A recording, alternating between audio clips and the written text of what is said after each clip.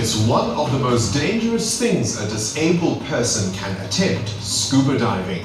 Well, we took our cameras into the deep to meet courageous people, some blind, others paraplegics, on a quest to enjoy the freedom of underwater weightlessness. The self-contained underwater breathing apparatus, better known as scuba, was invented in 1943 by Jacques Cousteau and Emile Gagnan. Scuba diving has enabled millions of divers to explore the depths of the oceans in relative safety and comfort. But far away from the ocean, near the northwest town of Blance, is a disused chromium mine. When mining operations hit an underground water source, the open-cast mine was flooded by spring water. Miracle Waters is now a popular inland scuba diving site where many divers learn how to dive in open water.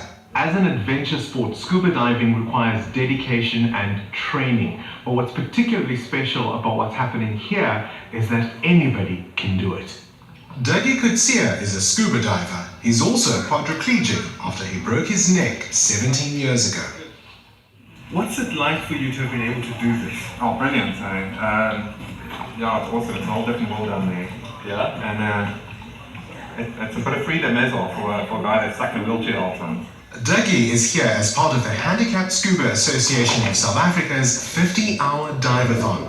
Better known as HSA, the Handicapped Scuba Association trains divers with various disabilities to scuba dive and enjoy the freedom to be found in the aquatic environment. Melissa was first diagnosed with muscular dystrophy, a degenerative muscle disease, at the age of 16 months. She's now a director of the Handicapped Scuba Association of South Africa. Melissa, when did your journey with disability begin? When I started to walk, I looked like a normal child, and at the age of 16 months, I started to fall, and my parents noticed it, and they took me to the doctors, and the doctors diagnosed me with muscular dystrophy. And how did that diagnosis change your life? When I got the wheelchair for the first time, it was hard accepting it. I was about 8. And it was difficult for me, but it also aided me in my school journey. Do you remember walking? I can't really. I just remember having difficulty walking, but I can't remember the feeling of walking, so yeah. Since Melissa took up scuba diving in 2011, she's become very proficient in the water. Tell me about the feeling of being almost weightless underwater. Oh, it's awesome. Like, you can actually move yourself, your legs or whatever, without feeling the gravity. So you're light on the water. What challenges do you face when you're scuba diving?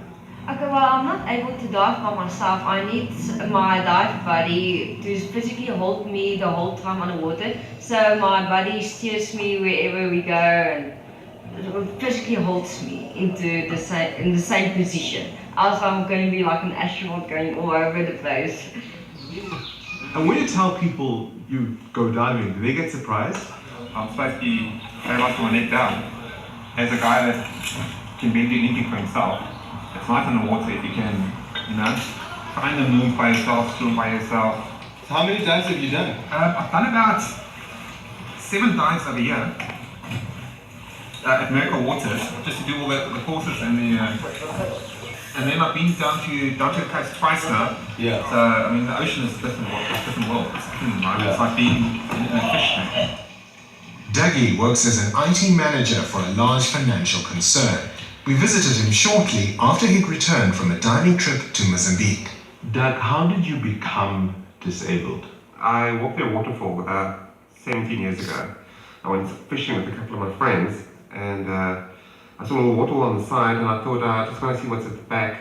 Didn't find anything there, and then I thought on my back, this water can't be that strong, and I was just going to walk straight through it, like the main street in front of me. And I just opened my arms like this, and I just walked, and the force just threw me down between the rocks, and I broke my neck. Straight afterwards, I woke up lying down in the river, and I've just broken my neck, so I can't turn myself around, so I can't breathe. So I also drowned straight afterwards, because and my friends were still all behind the waterfall. So they didn't see me. So after a couple of minutes, they eventually came out and they saw me drifting there. And when they turned me around, I was blue already, and then one of them gave me mouth to mouth, and they brought me back. Scuba diving, like most sports, has its challenges. Proper training is essential for safe diving, and the instructors take on a huge responsibility when they train handicapped divers. Patrick Vormer is the regional manager for the Professional Association of Diving Instructors. From a training organization point of view, we don't give these guys any leeway. They have to master the skill as an able-bodied person. But what we now expect of the instructor is that the instructor adapts his teaching techniques and adapts the way of doing the skill that the student can then master the performance requirement and actually master that skill. So we put a lot of pressure on the instructor to find ways for the student to be able to meet that skill. Divers have to be able to retrieve a regulator and clear a mask, amongst other skills. These actions require free movement of the hands and arms. Even a simple movement like holding one's nose to equalize pressure in the ears is impossible for some disabled divers. Actually, of late, I've learned how to equalize and, try to just push and close my nose and, move my mouth around and do the equalizing thing. But in the beginning it was tricky, So we had buddies that used to, close my nose for me to equalize. Francois Neertling is a blind diver who lost his sight 15 years ago due to a genetic condition. How did you get involved with scuba diving? As a blind or visually impaired diver, scuba diving is not actually a sport for blind people because you have to see the corals or fish, and that's what it's actually about. For me, it opened a different world again. I never knew that there was disabled people out there. Until it happened with me. I had a big shock and wow, okay, now what? Am I going to live? And I think after that, getting to meet people with disabilities, understanding what is the life out there and their capabilities, a completely new life has opened up for me, completely new life. And that has brought a new perspective of respect for people, respect for what is out there and what a person can and cannot do. But it's to me to go down and have a silence, own time for that moment and that freedom, that's what it's given me.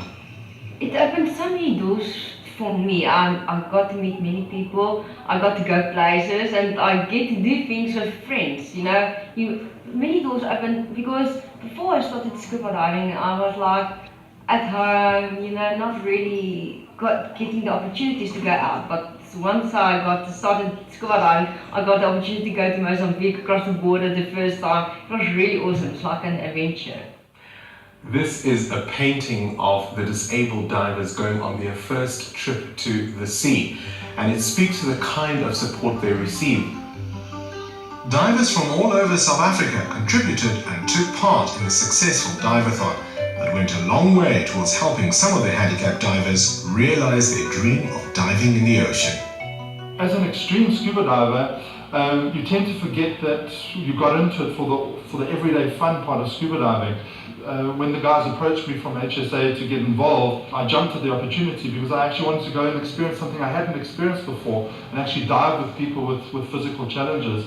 And for me, it was actually a sort of a life-changing experience because here were people that had their own challenges and were doing the extreme extent of what they could do, and they were doing it quite comfortably in the water. It sort of hit home to me how amazing scuba diving is as a sport, is that we can all do it, and we can all do it at the same levels, no matter what your challenges are above the water.